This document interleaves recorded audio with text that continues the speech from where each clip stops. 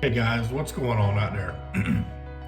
I just wanted to come on here and give you guys an update of what's going on. It's been a week or so, I guess. March 7th, I guess, was the last video I did, and did that with my trainer.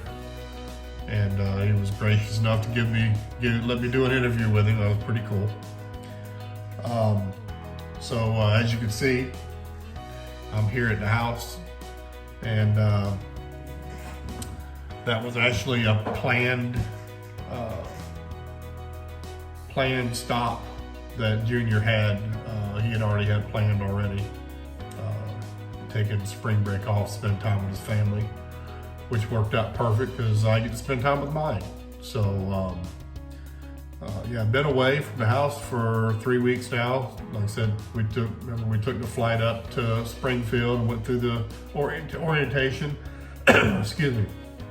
Went through the orientation and the training, and got to experience some pretty cool things. You know, the snow and the ice, and it's pretty neat. It really was. I enjoy that stuff. You know, Florida guy, we don't get to see a lot of that very often. So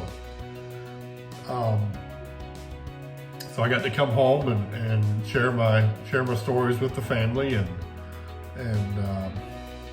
so I was in the spring, spend some time with my family during spring break here. So I just want to kind of give you an update of some things that I've been working on and trying to get done and whatnot. I want to talk about the CPAP machine. Where I am with that, and talk a little about driving, what do I think about that, and a few other things. And so stay tuned, and we'll get that right underway. Thank you.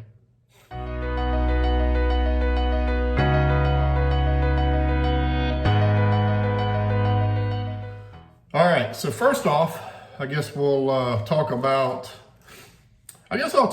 the driving first, and what do I think about it. It's really very comfortable for me. It really is. It's almost like therapy, I guess, if you will. It feels really good driving. You know, I've always enjoyed driving anyways, but it just feels very good. Feels very comfortable for me to drive. Of course, you go through, like anything, you go through the learning curve of driving, especially when you're driving with somebody that's obviously monitoring you. So you got to go through that a little bit. It's just more of the what's the word I'm thinking about? Just kind of feeling, the nervous feeling, I guess, just being with someone else. That's, making sure that you're doing the right thing. And of course, I want to make sure I'm doing the right thing. So I'm always open for suggestions, and believe me, Junior will tell you if you need some coaching, and be prepared to take it. Which is phenomenal. I couldn't ask for a better trainer. I mean, obviously, if any of you know Junior or have obviously watched any of his videos, he's a great mentor. Really is. And really loves what he does, and it shows. And I'm blessed to have him. So, been driving our. He works off of I don't want to put words in his mouth for what he works off of, but you work your 9.5 hour shift is what he likes to do. And at first, I was a little concerned driving a truck that long, but it was actually rather easy. I mean, I was really comfortable with it. And of course, you get your breaks and whatnot. You work your 8-hour clock, reset, do your you start on your next 8-hour clock till you get your 11 hours done. It's coming to me as far as learning how to manage your time and all that stuff. It's coming to me.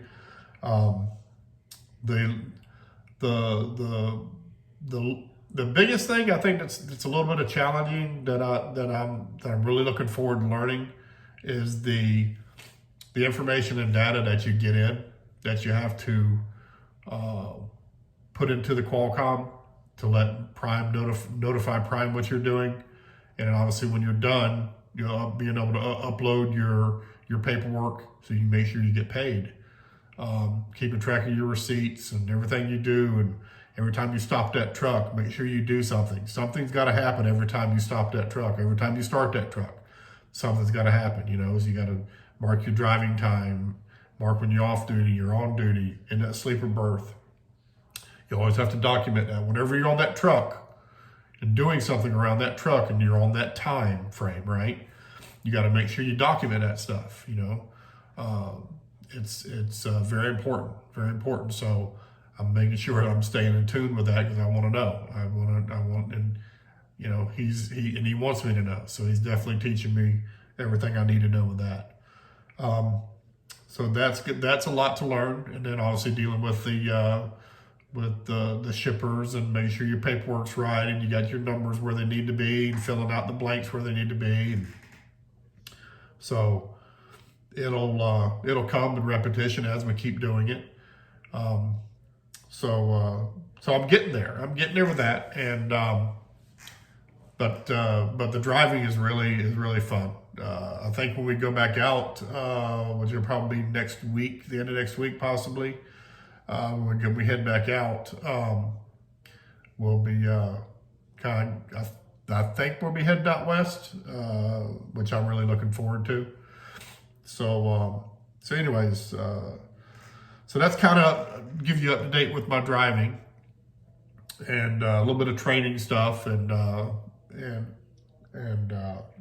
so now I want to talk a little bit about the CPAP thing. So just give you an update where we are with that, or where I'm at with that, I guess, is in my machine, which is I bought mine through Cardinal Sleep there at Prime.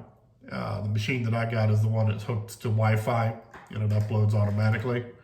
Well, my luck, of course, it doesn't upload automatically. So I've been fighting that issue.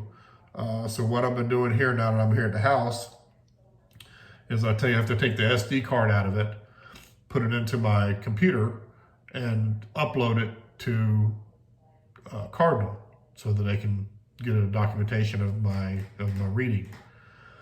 So the machine's it's hooked to Wi-Fi, but it's not uploading.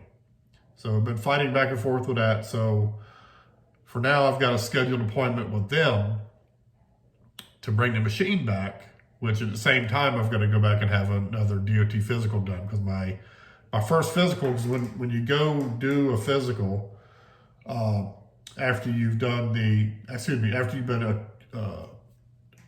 what do they call it? Diagnosed with sleep apnea, you're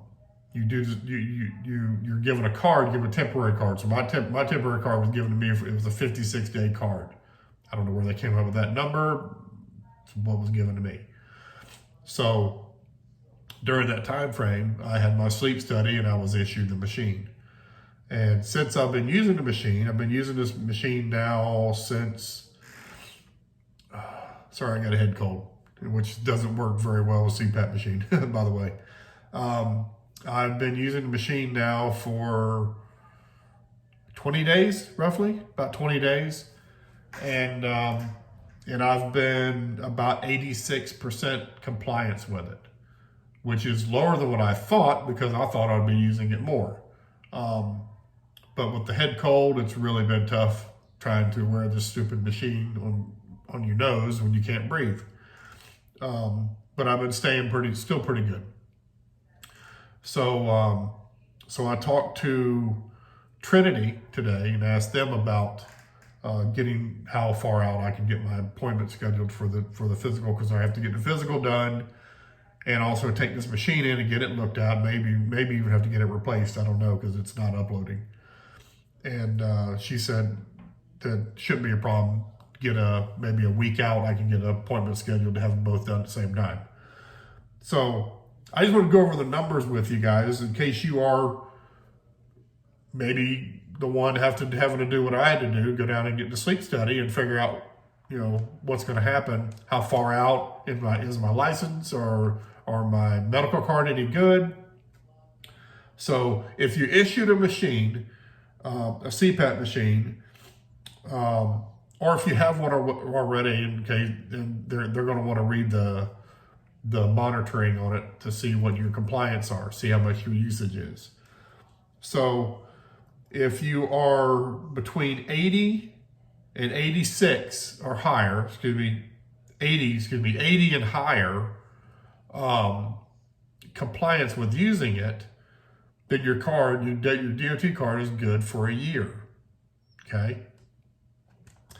If you're 70 to 79% usage, and the average, I think the average is that they take is like a month average, or maybe it's an average over. Well, obviously they're doing mine for a month, so I would assume it'd be a month's average. Anyways, 70 to 79% usage is good for a 3-month DOT physical card. Okay, 69 or lower is a fail, and they will pull your license. You are not allowed to drive. So it's pretty serious, guys. But I tell you, I personally, I'm glad I have the machine. It really woke me up and opened my eyes to not breathing. You know, it scared the crap out of me when they told me how low my numbers were. So when I don't have a head cold, I actually sleep the best I've ever slept before. I feel great when I get up, well rested. If you remember my previous video talking about CPAP machine, I was doing like, I think the measurement that they did was like a 406, I think, minute stretch of sleep. There was 133 minutes that I wasn't breathing. My oxygen level dropped to like an 82, which was my lowest during the night. And I never knew that. I mean, I never woke up coughing or, you know, like choking or anything like that. It's just, I would just stop breathing. And my brain, after a couple, 10, 15 seconds would go by, my brain would make me breathe again. So it's pretty scary. So it's a great device. I love it. I think it's a great thing personally. So that's pretty much all I got for now. Looking forward to hitting the road again, probably here sometime next week. And, once we get spring break done and over with, really excited to spend time with the family, and really excited to get back to driving again. When I can, I'll try to upload videos. Obviously follow Junior's channel, and hopefully I'll be able to show you some more of my learning along the way. And I appreciate you guys watching. Hey guys, if any of my videos have helped you out coming to Prime, making a decision to come to Prime, consider using my driver code. It's MIMTAL, MIMTAL. Yeah, not mental, MIMTAL. It's right down here I'll put it right here. I'd appreciate it if you don't mind. And also, my recruiter that I used is also Junior's recruiter, Nikki Yost. I'll put her information in the description below, along with my driver code. And Nikki's a big help. She'll help you through the process. And she was a big help to me. So I really appreciate it, guys. Thank you. And y'all have a great one. We'll see you next time. Thank you.